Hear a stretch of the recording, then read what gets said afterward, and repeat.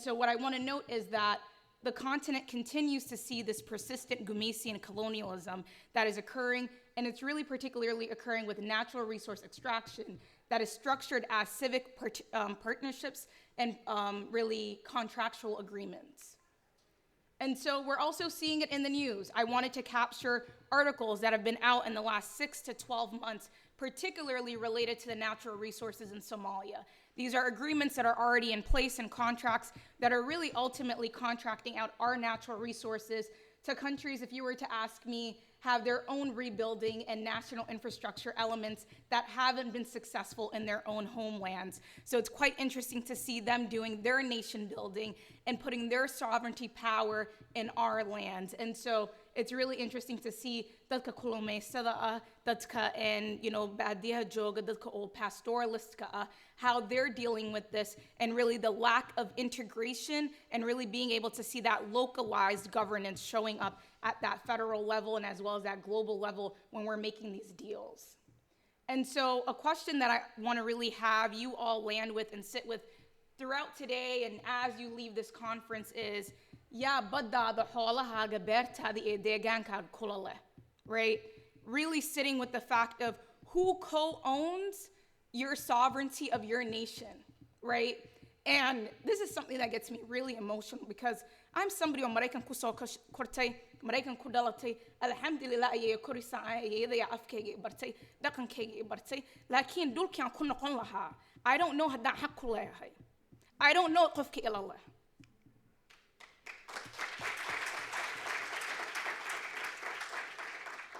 So for me, as someone who is an executive, who is in this ecosystem, I'm always trying to figure out what are the non-negotiables, right? What am I coming into this room with?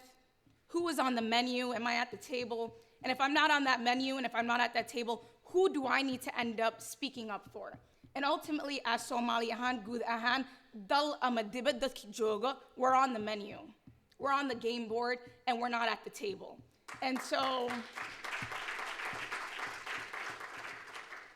what I had earlier showed you guys was the articles that are coming out, right? These last 6 to 12 months, we're seeing rapid increases of Badena being, in conversation at that international level. We're seeing countries interested in building their sovereign satellites on our land. And what I'm really trying to understand is, what is the long-term strategy beyond that kana hadda nool, ilmaha ku dhalan doona, dadka ku sii dhalan doona from a 7-generational standpoint. Right now, I think in China, they look at 500, 700 years for their planning from strategic plans. We're looking at 5 to 25 years. That's not enough. And so what are we negotiating from both a domestic standpoint around these regulatory frameworks? How are we thinking about strategic assets like our coastline? We know we have the longest coastline on the African continent. We talk about it all the time. But what does it mean when no one respects that? Right? People are illegally fishing out of your oceans, and we have no rights. Pirates. In Minnesota, we're called Somali pirates all the time, right? And so because of those derogatory terms and the ways that we ended up deselling and devaluing ourselves, we're seeing it showing up at the global scale, even in Western nations where we do have a seat at the table. And so what I'm interested in understanding is really, how do we revive our indigenous ways of knowledge, right?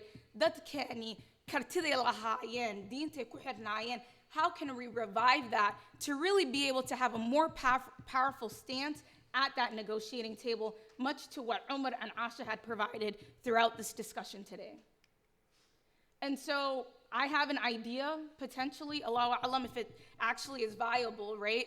I think the way I look at it is head. It's something that continues to come up. As we think about how do you heal a system, how do you heal a people, you have to really start at that localized level. You have to start at the grassroots to really be able to understand what are the day-to-day people dealing with. Head helps with that. You have a structure in place. There are contractual social contracts in place to really be able to effectively understand that.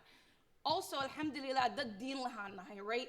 You will never find anywhere else in this world a country where people speak the same language, have the same culture and dhaqan, and share one religion.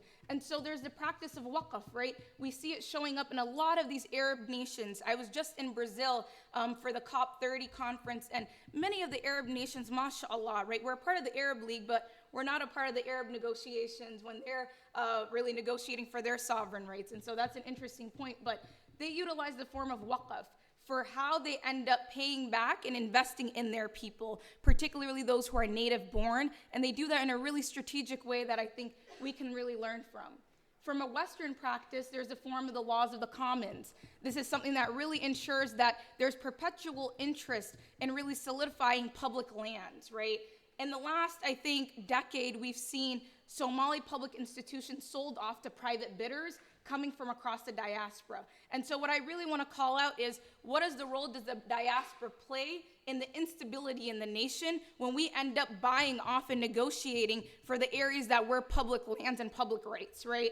And so what I want to note is that these historic governance systems offer a more stronger and more reflective alternative to what we have currently. It's not the end-all be-all, but it's a potential option for us to test it as a theory. And so also wanting to note that oftentimes when you hear about indigeneity and indigenous governance, it's something, and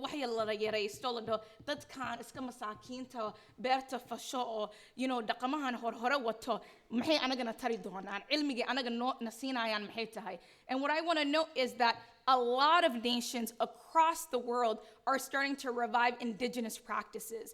Indigenous voices are rising up in Australia, in the United States, in various segments, and they're relating back to new economic models that are getting a lot of funding at the United States level, at the UN, as well as with philanthropy, and it's called regenerative and circular economies. It relates back to environmental social governance. It really looks at the root of what are the people stating, what are the policies that can support that, and really how do you see that from a place-based standpoint, right?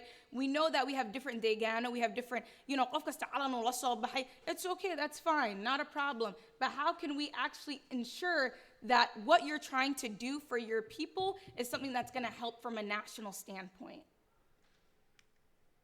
And so why I want to note this and really put this as a core pinnacle point for us as the Somali people, both those qurba jooga ama dadka qaran jooga, is really indigeneity is critical. Really being able to say, dalkan asliyan ku ahay, that I'm those who are native and indigenous to this land, it allows you to have something to negotiate with, right? That when we're at these international conferences, they'll sometimes state, well, Somali people have migrated from other peninsulas, and we actually don't know if you're indigenous to this land. But a lot of people have started doing these biometric tests that I'm not a huge fan of, like 23andMe. And what we found is that most Somali folks who take these biological tests and these bioinformatic tests, that we're 99.9% from that particular region, right? And that ultimately, because of the Berlin Conference, we've been further segmented out, and half of our land is still in colonization land. And so I want to be very cognizant that I am qof qurba jooga, wili wadankaygi dalkaygi ma aadin, right? And so I have different ways of looking at, how I would show up, and that preserving knowledge and documenting and archiving these Somali histories is critical, right? We know that we're a very oral community, and if we end up losing the knowledge from our ancestors, which is our elders that are with us, right? Our parents, we ultimately don't have something to go back with and actually state, this is what our laws and practices were, this was our forms of governance. And then really from there, transferring skills and not control, right? To really be able to shepherd and teach folks how we're doing things in the West, what's working, what's not working, and being very honest about that and doing it out of fiscal. We don't have to always get paid for everything, right? You don't have to get contracted out. If you have the means to actually go back home and host a session, or just even go to the folks Obadiah Jog or other areas and understand their ways of living and being able to capture that and bring that to a global scale, that's critical.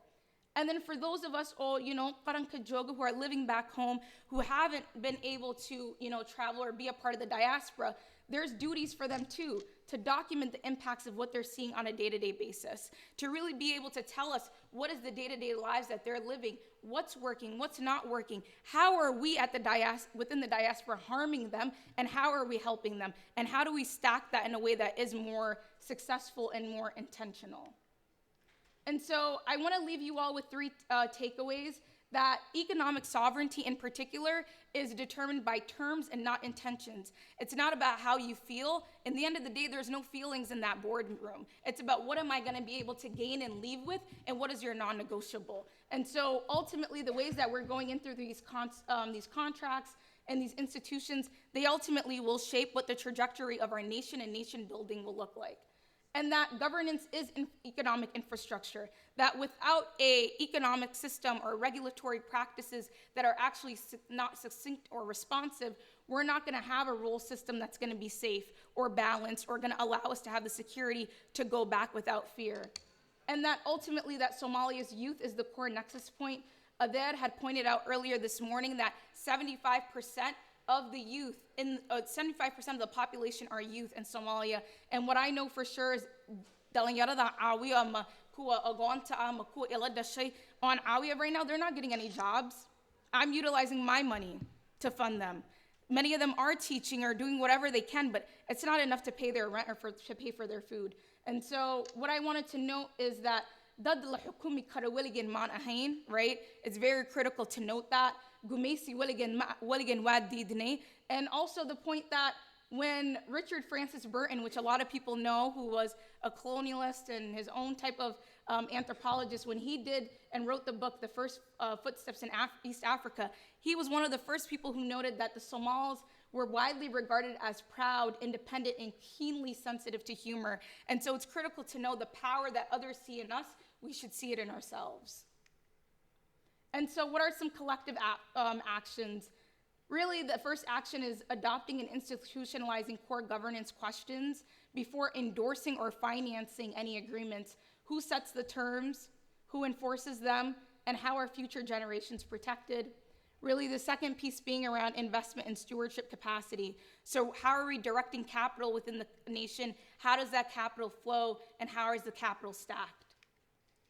And my lens, I want to let you all know I'm biased. I have my own biases. I've been trained in a capitalistic system. I worked as an economic development practitioner. I've worked in academia. That is what allowed me to flourish in the American ecosystem. And so I have a very skewed lens, and I have a lot of learning to do myself around how I can support the nation. But I also grew up in Hafid Layaqana. I grew up in Cedar Riverside. That's what yes. Ali, give it a round of applause so they can hear you back home. Yeah. So I'm representing a community that raised me, that is very well known. And so there's a lot of people who are watching this who texted me and said, we're really excited to see what can come out of this space. And so we have already had practices of head that shows up in Cedar Riverside naturally. And so I want to see some of that revived back home. And again, I'm also informed about the learning and practices that I learned from non-Somali people. I oftentimes spend time with communities that are known as Indigenous and Native American populations. We have 11 tribal nations recognized in Minnesota. I just go wherever I want with the cast to just understand. Because I believe in a right? I believe in a and so it's good to learn from people, unfortunately, to really be able to understand